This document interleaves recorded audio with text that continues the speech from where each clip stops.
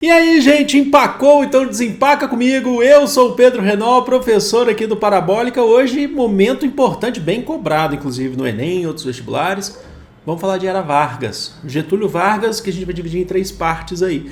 Agora, é o seguinte, todos esses textos que vocês estão vendo aqui, que vocês vão ver na tarja, que para quem está acostumado, eu coloco textos para vocês, eu deixo aqui na descrição. E também nas redes sociais, eu sempre aviso qual é o conteúdo, faço live, gravo esses desempacas e preparo eles ao vivo na Twitch, os links estão na descrição ou no primeiro comentário fixado, tudo bem?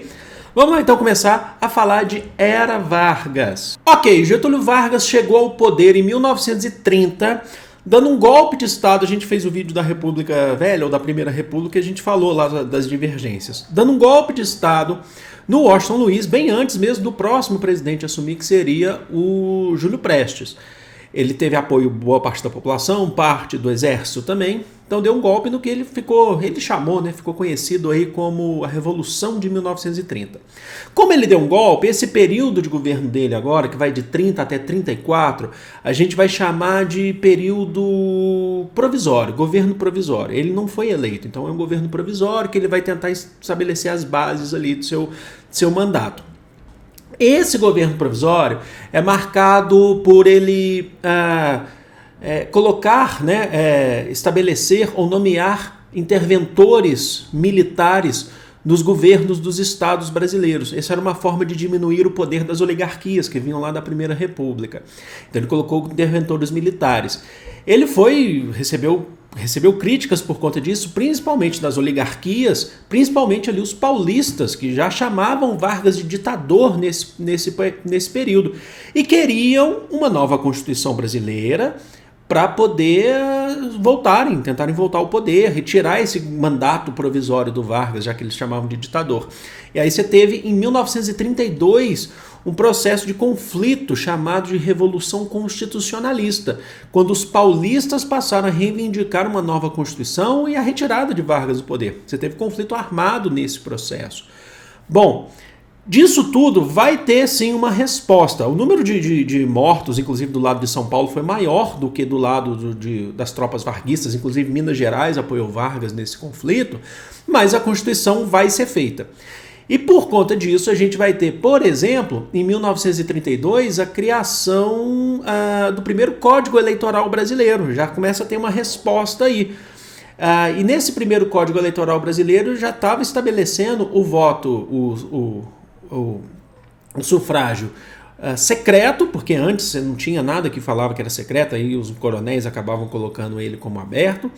E universal, as mulheres já reivindicavam, mas começam a ter ali os seus primeiros direitos do sufrágio garantido. Então o voto, as mulheres vão conquistar ali o voto, o direito ao voto, certo? Isso tudo vai ser depois referendado pela Constituição, que vai ser feita em 1934, que vai garantir, que vai estabelecer, inclusive, entre outras coisas, direitos civis e políticos, direito à organização sindical, criação dos sindicatos, reafirmar esse direito ao voto universal e secreto. E nesse processo, Getúlio Vargas vai se candidatar e vai ser eleito pelo voto indireto, porque as primeiras eleições pela Constituição, só as primeiras, seriam indiretas. O Congresso Nacional votaria. E o Vargas foi eleito. Então ele foi eleito. Antes ele não tinha sido eleito, ele não foi reeleito. Ele foi eleito pela primeira vez agora. Agora começa o período que a gente chama de constitucional, que é Vargas agora, através de uma Constituição, legitimado por essa Constituição. Vai de 35 a 37, dura pouco. Esse período é muito marcado pela oposição dos extremos. De um lado a gente tinha a ANL, Aliança Nacional Libertadora, um movimento de ideologia socialista aliado aos interesses soviéticos, por exemplo, com uma de suas grandes lideranças, o Luiz Carlos Prestes, e a sua companheira, Olga Benário Prestes.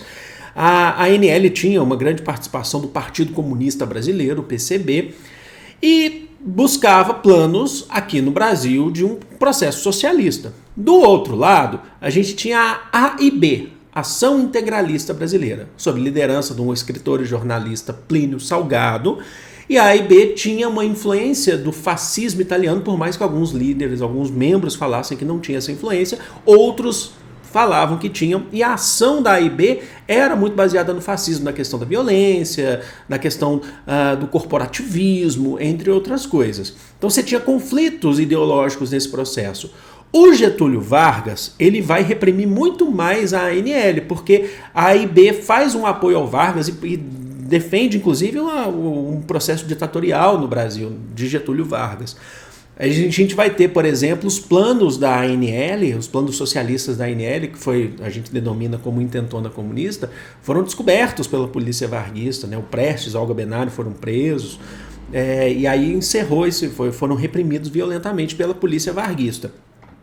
Só que em 1937, através de um militar integralista, um general integralista chamado Olímpio Mourão Filho, foi redigido um plano falso, denominado de Plano Cohen, dizendo que os comunistas iriam chegar ao poder, estavam programando uma revolução no Brasil. Esse plano era falso, era para justificar uma ditadura, para falar assim, tem um temor comunista aí no ar. Isso foi usado por Getúlio Vargas, que vai ver depois que o plano era falso só depois, mas que vai ser utilizado por Getúlio Vargas para poder cancelar as eleições que teriam em 38, e ele não poderia ser reeleito porque não existia reeleição. Cancelar as eleições de 38, fechar o Congresso Nacional e se tornar ditador agora no processo que a gente chama de Estado Novo. O Estado Novo durou de 37 a 45 e foi marcado por uma ditadura varguista que persegue opositores, aparelha sindicatos. Então, assim, os sindicatos têm que estar ligados ao governo, não podem fazer greve, está proibida a greve. Esses sindicatos que estavam aparelhados ao governo receberam um apelido aí de quem era contra o Vargas de pelegos. Então, quando sair na prova de vocês lá, peleguismo, são aparelhos, são sindicatos que estão sob o domínio do governo, são os sindicatos pelegos, os que fogem da luta, certo? Foi criado também o DIP, o Departamento de Imprensa e Propaganda, que vai ser uma organização que vai ser responsável por duas coisas fundamentais aqui. A primeira é promover censura a tudo que é contra Vargas, movimentos opositores, jornais, músicas, teatro, tudo. E também promover a imagem de Vargas, os grandes cartazes, como o pai dos pobres, o Vargas no meio das crianças, cantando o hino nacional, a ideia da unidade, sabe? A ideia de falar Vargas é o ditador, é o cara, é o salvador da nossa pátria. É uma conduta, inclusive, muito próxima do fascismo. Agora, nesse processo também foi criada a Justiça do Trabalho, em 1939, para poder resolver conflitos laborais, evitar conflitos laborais, conflitos do trabalho, mostrar que o Brasil está indo para frente de fato. E depois foi criada a CLT, Consolidação das Leis Trabalhistas, foi aprovada, que é inspirada na Carta del Lavoro, do Benito Mussolini, na Itália. Aí você fala, mas é uma conquista trabalhista. Mas o Vargas utilizou muito disso para falar, tá vendo, eu estou dando direitos aos trabalhadores, para que fazer greve, para que fazer revolta? A CLT é muito importante, mas ela teve sim lá na sua criação um lado ideológico muito importante também. Esse período também é marcado pela entrada do Brasil na Segunda Guerra Mundial ao lado dos aliados, do lado dos Estados Unidos, contra a Itália fascista e a Alemanha nazista. Aí você pergunta por que contra quem ele tinha proximidade até ideológica. É por uma questão que vinha lá desde 1932, uma política dos Estados Unidos chamada de política da boa vizinhança. Os Estados Unidos ajuda financeiramente países que podem se aliar a ele, certo? E o Brasil precisava de dinheiro, inclusive, para construir a CSN, a Companhia Siderúrgica Nacional, entre outras empresas estatais que virão daí para frente no Brasil. Então o Brasil entra do lado dos Estados Unidos. Os aliados vencem a guerra, só que o Vargas recebe muita pressão no final da guerra, quando essa guerra acaba, porque a guerra falou, fomos para a guerra acabar com ditaduras fascistas, e volta para o Brasil tem uma ditadura de Getúlio Vargas, está no poder ali há muito tempo. Então ele recebe pressão para que renuncie. Haviam aqueles que entendiam também que se ele renunciasse, ia gerar uma comoção política muito grande no Brasil, uma confusão política. Então preferiam dar um tempo para o Vargas terminar um possível mandato e depois teríamos eleições. Então criou-se um movimento no Brasil chamado de queremismo, que é queremos Vargas no poder até 1938, até, na verdade, construir uma nova Constituição brasileira, porque em 1937 o Vargas fez uma nova Constituição, que é a Constituição ditatorial, que é a polaca, certo? Que é uma Constituição que falava, é uma ditadura. Então, mas isso não deu certo. O Vargas sofreu muita pressão e acabou renunciando. E aí foi colocado o fim aí do Estado Novo e da ditadura varguista. Espero que vocês tenham entendido, espero que vocês tenham gostado. Eu vou ficando por aqui. Eu amo vocês, é de todo o coração do mundo. Um grande beijo. Fui!